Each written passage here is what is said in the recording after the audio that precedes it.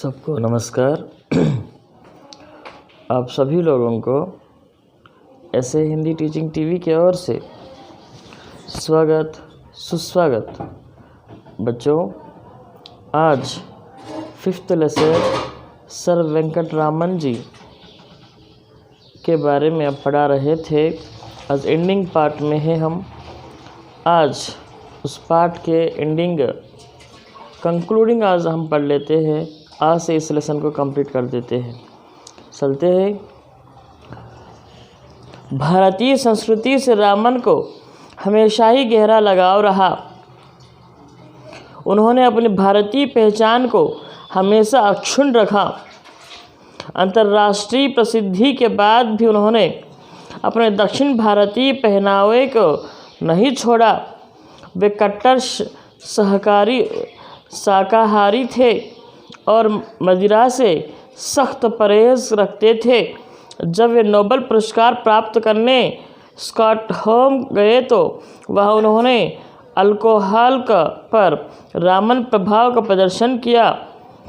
बाद में आयोजित पार्टी में जब उन्हें शराब पीने के इनकार किया तो एक आयोजक ने परिहास में उनको कहा कि रामन ने जब अल्कोहल पर रामन प्रभाव का प्रदर्शन कर हमें आह्लादित करने में कोई कसर नहीं छोड़ी, तो रामन पर अल्कोहल के प्रभाव का प्रदर्शन करने में परहेज क्यों?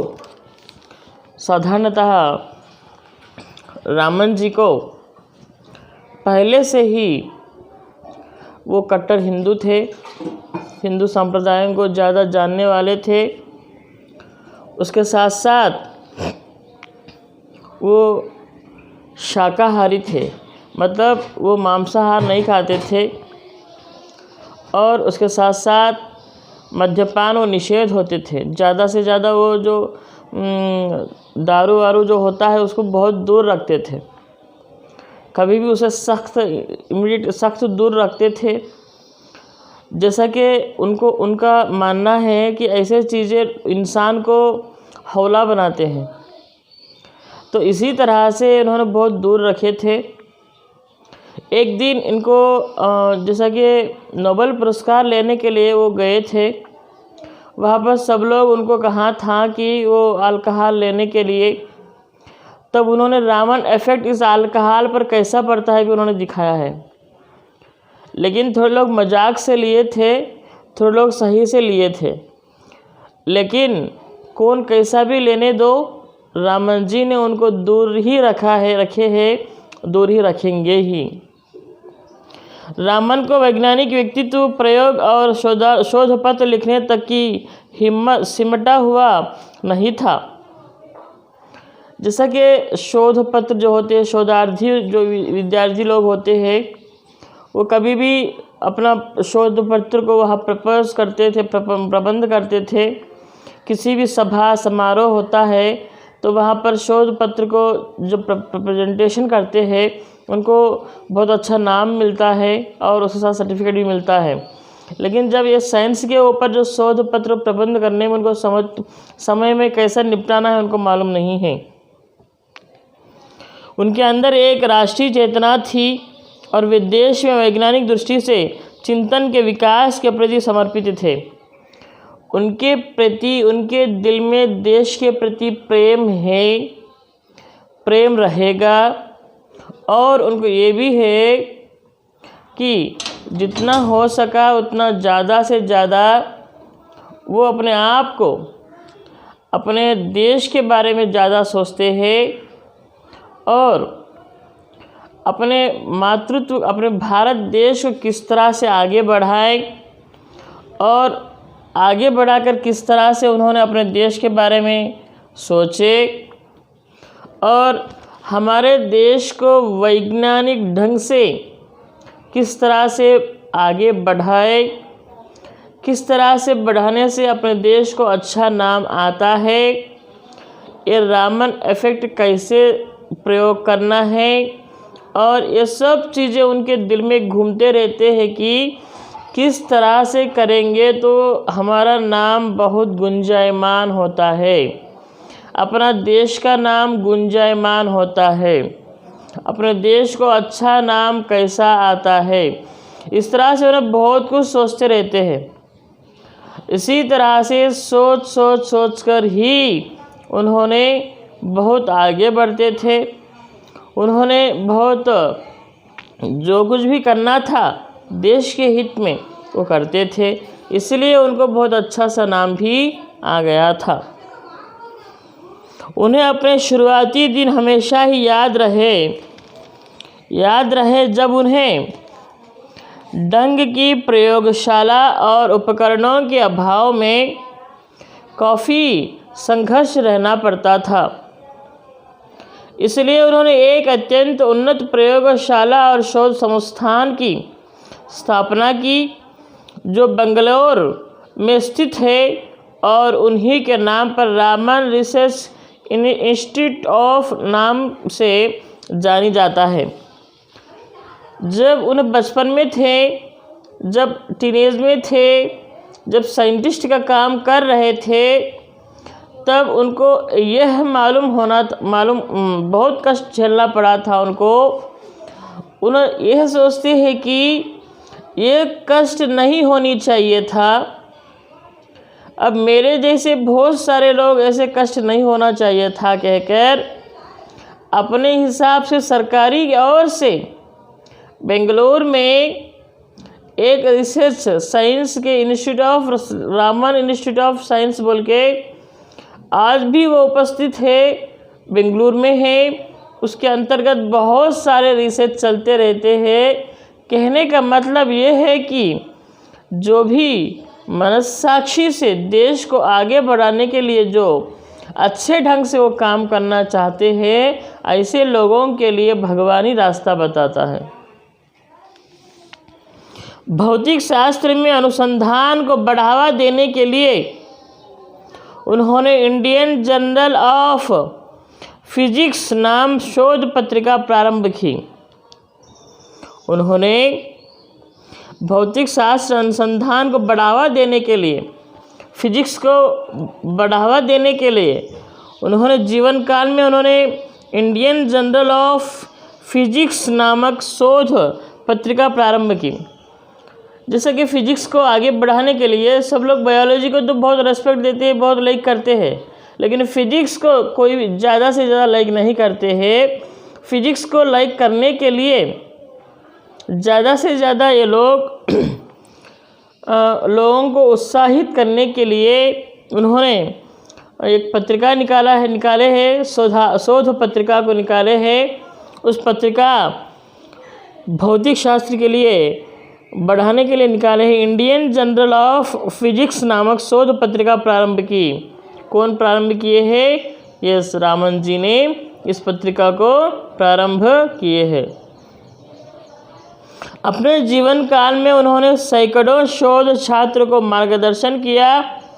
बहुत सारे साइंस के छात्रों को, रिसर्च स्कॉलर्स को उन्होंने बहुत योग दिया है, मार्गदर्शन भी किया है। जिस प्रकार एक दीपक से अन्य कई दीपक जल उठते हैं, उसी प्रकार उनके शोध छात्रों ने आगे चलकर काफ़ी अच्छे काम किया है। जैसा कि एक दीप को जलाने के बाद उस दीप ने बहुत सारे दीपों को जिस तरह से जलाता है, उसी तरह रामन जी ने खुद अपने आप को एक साइंटिस्ट प्रभावित करते हुए अपने छात्रों को भी, बहुत छात्रों को उन्होंने तैयार किया है और पूरे छात्रों ने आज बहुत उच्च पदों में बहुत अच्छे प्रयोग किए हैं। आज भी उनके नाम प्रेरित है। उन्हीं में कई छात्र बाद में उच्च पदों पर प्रतिष्ठित हुए। विज्ञान के प्रचार प्रसार के लिए वे करेंट साइंस नामक एक पत्रिका का भी संपादन करते थे। रामन प्रभाव केवल प्रकाश की किरणों तक ही सिमटा नहीं था, उन्होंने अपने व्यक्तित्व के प्रकाश की किरणों से पूरे देश को आलोकित और प्रभावित किया। उनकी मृत्यु 21 नवंबर सन 1970 को दिन 82 वर्ष की में मृत्यु हुई है। इन्होंने करंट के ऊपर जिस तरह से साइंटिस्ट का काम किया है, जिस तरह से पानी पे नील आकाश क्यों होता है पानी के रंग में बोल के साइंटिस्ट किया है, नोबेल पुरस्कार मिला है। भौतिक शास्त्र के ऊपर जैसा कि फिजिक्स के ऊपर एक पत्रिका निकाले हैं और इस तरह से बहुत सारे साइंटिस्ट छात्रों को तैयार किए हैं। और इतना ही नहीं कि आगे बढ़कर बहुत सारे कामें उन्होंने किया है और ऐसे कामें करने के वजह से आज उनको सर वेंकट रामन जी कहकर बुलाते हैं। फिर भी उन्होंने 21 नवंबर को उनका मृत्यु हो गई है। जब उनका मृत्यु हो गई थी तब उनका आयु 82 वर्ष मतलब 82 ईयर्स 82 वर्ष की थे। इस तरह से उनका मृत्यु हो गई है। देखो कितना भी बड़े आगे बढ़ना है, कितना भी भागना है, कितने बड़े आदमी भी बनना है, कितने बड़े साइंटिस्ट भी बनना है, कितने बड़े लेक्चरर भी बनना है, कितने बड़े टीचर भी बनना है, कितना भी पति को परेशानी करे, कितना भी वाइफ को परेशानी करे, कोई भी हो कहीं ना कहीं एक दिन ज़रूर मरना ही होगा। समझ रहे हो बच्चे? लेकिन हम जब तक इस दुनिया में रहते हैं उस दिन तक सबको अच्छे से देख लेना ज़रूरी है। जैसा कि भगवान ने हमें एक ही ज़िंदगी दिए है, उस ज़िंदगी को अच्छे से जीना होगा, उस ज़िंदगी को आगे बढ़ना होगा और इस ज़िंदगी में हमको सब कुछ पाना होगा। और मैं ये कहना चाहता हूँ और बीबी मियाँ में और साइंटिस्टों में और टीचरों में और लेक्चररों में और इंसानियत जिसमें भी रहता है, सब लोग अपनी इंसानियत को बाहर निकालो, लेकिन किसी को किसी भी तरह से परेशानी मत करो। ये अच्छी बात नहीं है। यहाँ तक मैं कहते हुए आगे बढ़ता हूँ। रामन वैज्ञानिक चेतना और दृष्टि की साक्षात प्रतिमूर्ति थे। जैसे कि वैज्ञानिक चेतना की दृष्टि से हमेशा उन्होंने आगे ही रहते थे, कभी भी किसी को कम नहीं करते थे, उन्होंने आगे बढ़ावा देते थे। कहने का मतलब ये है, बढ़ावा देने का मतलब ये है कि उनको एनकरेज करते थे। उन्होंने हमें हमेशा ही यह संदेश दिया कि हम अपने आसपास घट रही विभिन्न प्राकृतिक घटनाओं को छानबीन एक वैज्ञानिक दृष्टि से करें।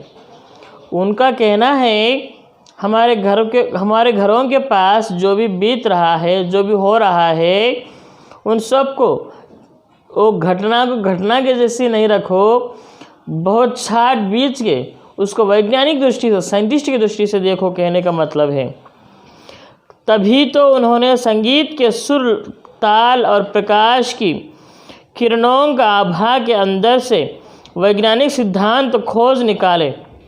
हमारे आसपास ऐसी ना जाने कितने ही चीज़ बिखरी पड़ी है जो अपने मात्र के तलाश में है।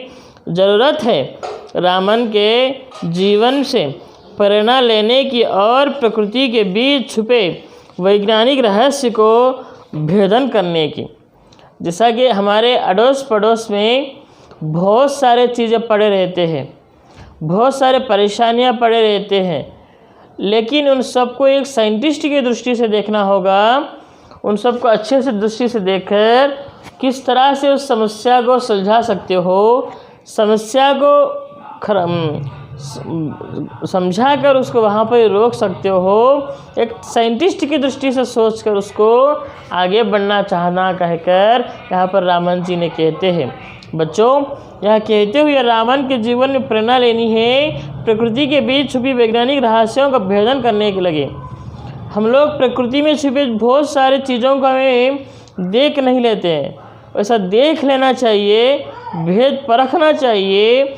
और इस तरह से बहुत कुछ करने से ये होता है कि जब भी सब कुछ क्यों ना हो, उसमें थोड़ा भी हम रहस्य निकाल लेते हैं तो दुनिया हमको बहुत रिस्पेक्ट देती है। हम भी एक साइंटिस्ट होने के नाते, हम भी एक टीचर होने के नाते, शोधार्थी होने के नाते बहुत कुछ रिसर्च कर सकते हैं। बच्चों, आपको ये सब समझाते हुए, इस लेसन कंक्लूडिंग करते हुए हमारे ऐसे हिंदी टीचिंग टीवी चैनल को आप लोग सब्सक्राइब कर रहे होंगे, शेयर कर रहे होंगे और लाइक कर रहे होंगे। इसलिए आपको धन्यवाद देते हुए यहाँ तक रोकता हूँ। इस लेसन कंप्लीट हो गया है, कल और अगले लेसन को चले जाएंगे। धन्यवाद, नमस्कार।